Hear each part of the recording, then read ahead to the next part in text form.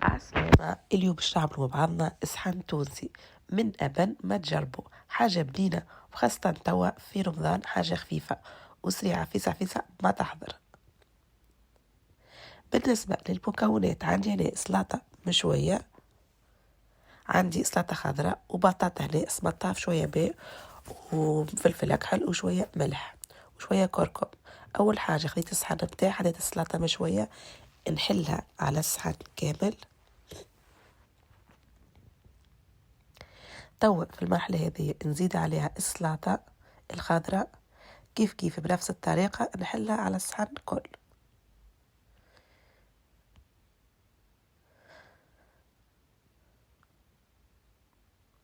توا نزيد عليها البطاطا المسموطة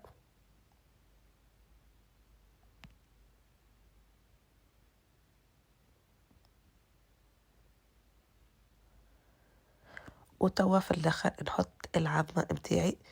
انا هنا العظم قليته. توا باش نزيدو رشة الطن باش هكايا نشخشخو بالطن بالكدا. توا هنا حليت شوية هريسة في شوية زيت وشوية ماء هكايا، ونجي من فوق هكايا ورش عليه هيك الهريسة هكايا باش يجيني موزوز وحار شوية بالنسبة اللي يحب الحار. وتوا في المرحلة هذه باش نزيدو الزيتون، وفي الجنب حطيت شوية هريسة وشوية مايونيز. وتوا في الآخر نزيدو رشة المعدوس اللي باش تعطيه بنة على بنة. وبهكا صحن التونسي بتاعنا حضر لي اليوم. شوفوا كيفاش شكله بركة يشهي وحاجة بنينة وخفيفة. تو ببقى غير بنقول لكم شاية طيبة.